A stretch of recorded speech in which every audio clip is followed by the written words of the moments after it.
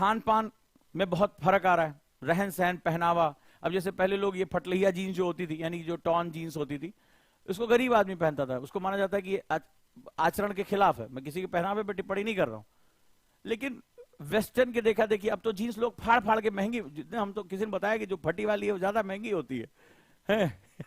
तो मुझे अपने ऊपर बड़ा गुस्सा आया कि जब छोटे थे तो जो जीन्स वीन्स फट गई थी, मम्मी ने बेकार में नाहक फेंक दी। आज होती तो ऑक्शन में लगा देते, है कि नहीं, बढ़िया बिक जाती। यही है, नुकसान हो जाता कई बार। भारतीय समाज पश्चिमी समाज और संस्कृतियों को कुछ तक अपना ली, जैसे हमारे यहाँ फैमिली सिस्टम, फैमिली वैल्यूज, ये सारी चीजें हमारी जो है डिस्टर्ब होती चली जा रही हैं। हम उसको उसी के साथ लेके चल रहे हैं, बिना इस बात को समझे कि हमारा खान पान, हमारा पहनावा ये हमारी जलवायु के अकॉर्डिंग होता है।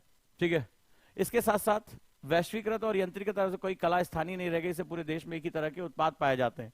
तो जो हमारा क्षेत्रीय कलाएं थी वो धीरे धीरे खत्म भी होने लगी हैं, क्योंकि वैश्वीकरण के प्रभाव में जैसे मान लो चाइना अपना सामान दे रहा है, जो बनारस की साड़ी हो गई, जो हमारी जो है मधुबनी पेंटिंग हो गई, इनके ऊपर निगेटिव प्रभाव भी पड़ रहा है। क्योंकि कारण ये है, जब हम इसको, तुमने ये पढ़ा होगा, ये कई बार पढ़ा होगा, लेकिन आज जो मैंने तुम्हें कोर बताया कि who has the position A and who is the position B, it is not about the globalisation. ये तुमने पढ़ा होगा कि खान पान बदल गया हमारा, तुमने खुद देखा होगा।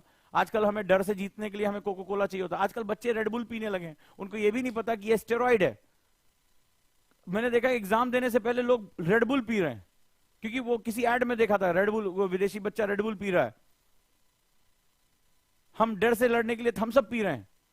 हमारा पिज्जा बर्गर हमारा मुख्य आहार हो चुका है। छोटे छोटे बच्चे पिज्जा बर्गर के साथ चिपके पड़े, वो हमारे मेन किचन तक आ चुका है।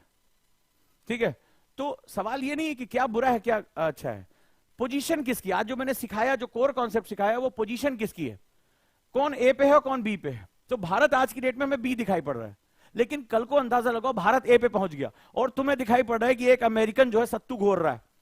ए भैया का पियत हो, एक मान लो एक दूसरा जो है वो जॉन जो है वो सीना से पूछ रहा है भैया का पियत हो, अरे कॉलेज जाए तो अरे सत्तू पी के जावत है, गर्मी जो है असर नहीं आएगा।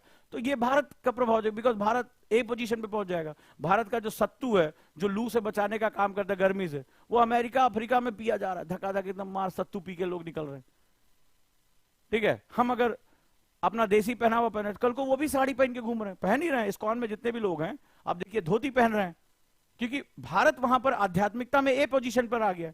उनको समझ में आ गया कि कितना भी पैसा कमा ले, लंबोर्गिनी खरीद ले, लेकिन मानसिक शांति नहीं पा सकते, जीवन का उद्देश्य नहीं पा सकते उस पैसे से। तो तुमने देखा होगा कि वो साड़ी पहन के, धोती पहन के हरे कृष्णा हरे रामा करते घूम रहे हैं, प्रभु को याद कर रहे हैं। यही हमारी आध्यात्मिकता रही है। हमें ये बहुत पहले, ये जितना हम अब सीख पाए, हम बहुत पहले सीख चुके हैं कि संसार में सब कुछ जो है वो अंत में आध्यात्मिकता की तरफ जाता है। तो आज जो मैंने बहुत इंपॉर्टेंट बात सिखाई है वो ये सिखाई है, हु हैज द पोजीशन ए। और ए पोजीशन के लिए तुम्हें क्या करना पड़ेगा, राष्ट्र के समस्त लोगों की शक्ति उसमें नहीं, तो तुम्हें गर्व करना पड़ेगा अपनी संस्कृति पे। जब तुम वीडियो बनाओ तो उनके गानों पे नहीं कमर मटकानी है, तुम उनको बताओ। आज की डेट में बहुत से जो है यूट्यूबर हैं, शॉर्ट वाले हैं, तुमने भी खुद देखा होगा, जो भारतीय सनातन संस्कृतियों के बारे में लोगों को बताते हैं, वेदों के बारे में बता रहे हैं, तुमने खुद देखा होगा। और बाढ़ आ गई है और लोग पसंद कर रहे हैं। पहले शर्म आती थी, और हम इसके बारे में बात करेंगे तो दकियानूसी कराएंगे। जो युवा पीढ़ी है वो पढ़ भी रही है, नई नई टेक्नोलॉजी आ गई, वो ऐसे ऐसे ऐप आ गए, वो संस्कृत की किताबों को भी ट्रांसलेट कर ले रहे हैं। तो जरूरी नहीं थी कि संस्कृत नहीं पढ़ सकते तो हम वेद नहीं पढ़ सकते, पढ़ ले रहे हैं। अब हम आर्टिफिशियल इंटेलिजेंस की मदद से पढ़ ले रहे हैं।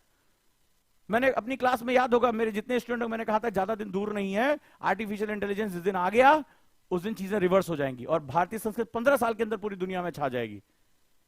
बोलो याद है, मैंने क्लास में बोला था, मेरी वीडियो भी जाके देख सकते हो ऐप में। यही हमारी सबसे बड़ी पावर है। क्लियर है?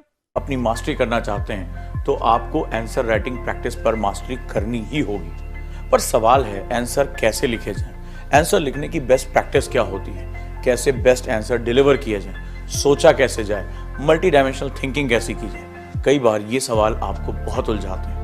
मैं आपका गाइड ओजांक लेकर आ रहा हूँ MAP mains answer practice programme, जहां हर दिन आकर मैं आपसे मेंस आंसर प्रैक्टिस के बारे में बात करूंगा, वो भी सिलेबस वाइज, यानी कॉन्सेप्ट बताने के साथ साथ आपको क्रिटिकल थिंकिंग भी सिखाऊंगा और साथ ही साथ सिखाऊंगा कि किसी क्वेश्चन पे एक मॉडल आंसर कैसा होना चाहिए।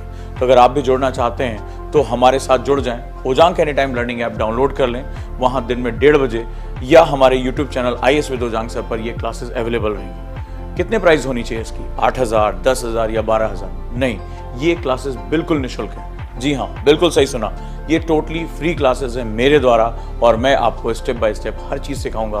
तो अब देर किस बात की, जुड़ जाइए मैप प्रोग्राम के साथ, यानी मेंस आंसर प्रैक्टिस, और यूपीएससी में अपनी सफलता को बिल्कुल सुनिश्चित कर लीजिए।